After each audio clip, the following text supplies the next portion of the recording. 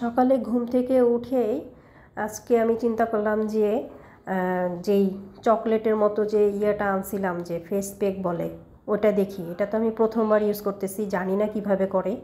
তো কাপের মধ্যে অল্প একটু পানি নিলাম, যেহেতু এটার পরিমাণটা কতটুকু আমি কিছুই জানি না, আইডিয়া করে অল্প একটু পানি নিছি।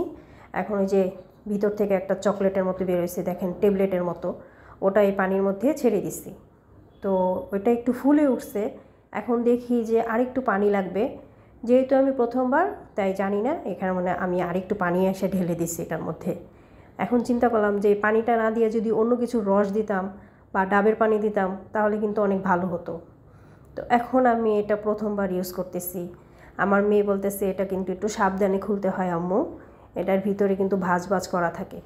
তো আমি ভাবছিলাম যে ফার্স্টে এটা নর্মালি একটা টিস্যু, পরে খুলতে খুলতে ভাঁজগুলো সবগুলো খুলতে খুলতে দেখি এটার ভিতর থেকে মামদভূতের মতো নাক মুখ চোখ সব বের হচ্ছে।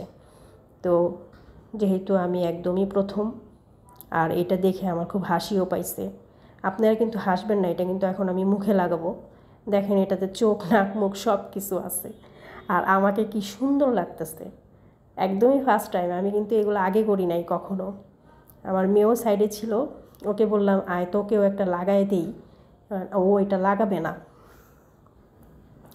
ওর যেহেতু শরীরটা ভালো না, ও বলতেছে আমি সুস্থ হলে তারপরে লাগাবো। তো দেখেন লাগানোর পরে আমাকে কি সুন্দর লাগতেছে। আমি কিন্তু কখনো আমার চেহারা এত সুন্দর আমি তো দেখেই নাই। আর চিন্তা করতেছি যদি গলা পর্যন্ত লাগানো যেত।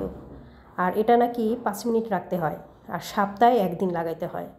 তো চিন্তা করলাম যে যদি আরেকবার ওরকম মেলায় যাই তাহলে বেশি করে কিনে নিয়ে আসবো। এটা কিন্তু ভালোই উপকার। তো 5 মিনিট লাগানোর পরে আমি চুপ করে বসেছিলাম, এখন দেখি পানিটা টেনে গেছে।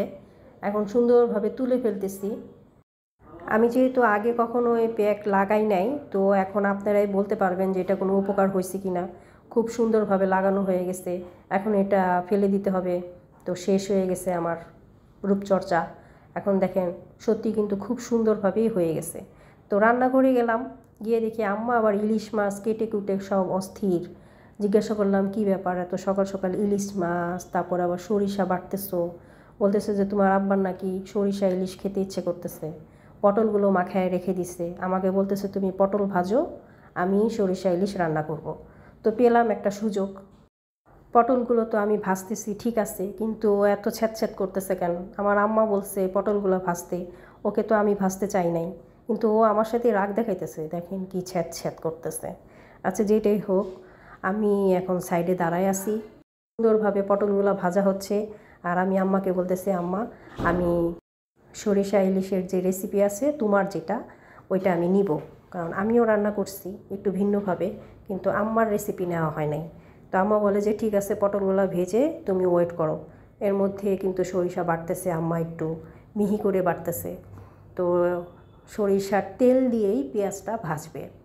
তো সরিষা ইলিশের সাথে আবার সরিষার তেল, পেঁয়াজ ভাজার পরে দিয়ে দিছে অল্প একটু পানি। এর মধ্যেই কিন্তু সরিষা বাটাগুলো দিয়ে ভালো করে গুলিয়ে নিচ্ছে। এখন কিন্তু হলুদ দিয়ে দিল, অল্প একটু হলুদ, তারপরে দিয়ে দিল মরিচের গুঁড়ো, দিয়ে দিল স্বাদ অনুযায়ী লবণ। আমি দেখলাম যে আম্মার রেসিপিটা সম্পূর্ণ ভিন্ন। আমাকে বললো যে কয়েকটা কাঁচামরিচ দিয়ে দাও, দিয়ে দিলাম আমি কয়েকটা কাঁচামরিচ। এখন সুন্দরভাবে কষানোর জন্য ছেড়ে দিল। 5-10 মিনিট পর আম্মা ইলিশ মাছগুলো কেটে রেখেছিল ওগুলো দিয়ে দিল।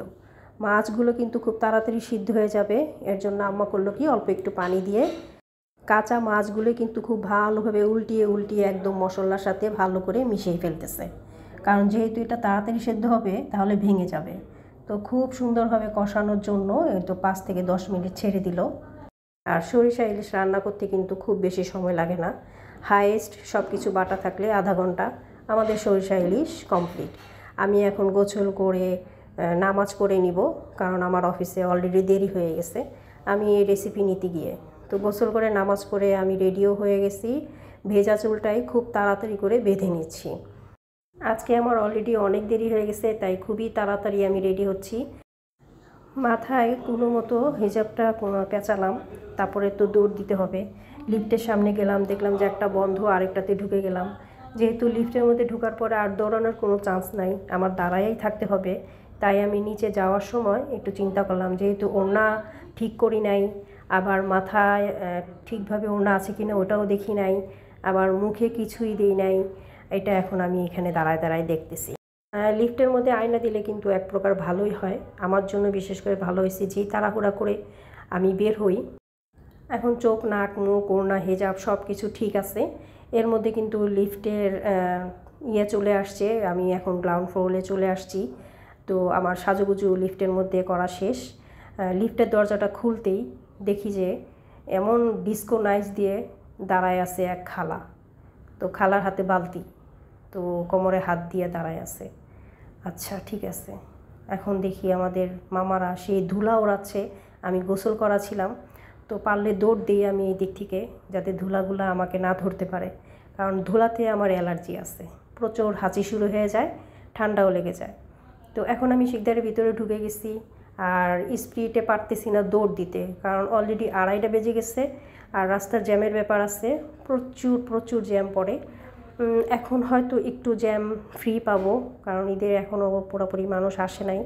তো আমি এদিক থেকে খুব স্পিডে হেঁটেই যেতে চাচ্ছি, যে একদম রাস্তার মাথায়। এত কিছুর পরেও দেখি এখানে যতগুলা আমের ছোট ছোট আম ছিল সবগুলো ঝরে পড়ে গেছে, যে ঝড় হয়েছিল এর জন্য। তো দেখে আবার একটু কষ্টও লাগলো যে এত ছোট আমগুলো পড়ে গেল, গাছ তো পুরা খালি। তো যেটাই হোক, আমার তো তাড়াতাড়ি অফিসে যেতে হবে, এখানে দাঁড়ায় এত শয়তানি করলে হবে না। তো আমি দ্রুত অফিসে যাওয়ার জন্য দৌড় দিলাম। রাস্তার মাথায় গিয়েই আমি নিয়ে নিলাম একটা রিক্সা, একদম ডিরেক্ট অফিসের নিচে গিয়ে নামবো। রাস্তায় এত গরম ছিল যে আমি কোনো মতো শুধু অফিসের ভিতরে ঢুকতে চাচ্ছি, কারণ ওইখানে ঢুকলে একটু ঠান্ডা লাগবে, এসি আছে। আর যেহেতু চুলও ভিজা আছে আমার, প্রচুর তো ঠান্ডা লেগে যাবে, একই তো গরম, ভিতরে ঘামতেছি। তো অফিসে ঢুকেই কিন্তু এখন চুলগুলো শুকানোর জন্য ছেড়ে দিলাম, প্লাস ঢুকেই দেখি এত কাজ। আজকে আমি রোজা ছিলাম, সাক্ষী রোজা করতেছি, প্রথম রোজাটা। তো এর মধ্যে এত রোদ, আর অফিসে ঢুকেই দেখি এত কাজ জমে আছে। তো সবগুলাই আমার শেষ করতে করতে আমার বেজে গেল ইফতারির টাইম, মানে একদমই 6টা বেজে গেল। এর মধ্যে এক ফাঁকে উঠে আমি শুধু দৌড় দিয়ে গিয়ে আসরের নামাজটা পড়ে আসছি 5টার দিকে। তো আর কোনো সময় পাই নাই। তো আমার কাজগুলো কমপ্লিট করতে করতে আমার এর মধ্যে চুলও শুকিয়ে গেছে। তো আপনারা হয়তো চিন্তা করবেন যে একবার হেজাব পেঁচাই, আরেকবার চুল ছেড়ে দেই, কারণ এটা আবার কোন ধরনের ঢং। কারণ এটা ঢং না, আমার একটা ঠান্ডার সমস্যা আছে। আমার মাথার চুল ভিজা থাকলে ঠান্ডা লাগে, তার থেকে মাথা ব্যথা, চোখ ব্যথা হয়, সাথে বমিও হয়। তো এর জন্য আমি চুল ভেজা থাকলে এটা যে কোনো উপায়েই চুলটা শুকিয়ে ফেলি, তারপরে আমি বসে আবার হেজাবটা পেঁচিয়ে ফেলি। অলরেডি আমার হাতের মেহেদি দেখে একটা আপু বলে ফেলছে আমি হাতে নেল পালিশ দিয়ে নামাজ পড়ি। আসলে এটা না, আমার হাতে মেহেদি দেয়া থাকে। এর জন্য আমার চুল ছাড়া দেখে আপনারা যাতে কোনো কমেন্টে বাজে কমেন্ট না করেন, তাই আমি এটা ভাঙিয়ে বলে দিলাম।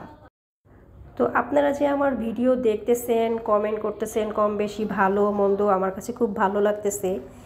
আর যদি কোনো কমেন্টের উত্তর কোনো খারাপভাবে আসেও, আমি কোনো খারাপভাবে নেই না, কারণ আমার ভিডিও দেখতেছেন আর একটা ছোট কমেন্ট করতেছেন, এতে আমি অনেক হ্যাপি। আমি বুঝতেছি যে তাহলে আমার ভিডিওটা চারদিকে যাচ্ছে।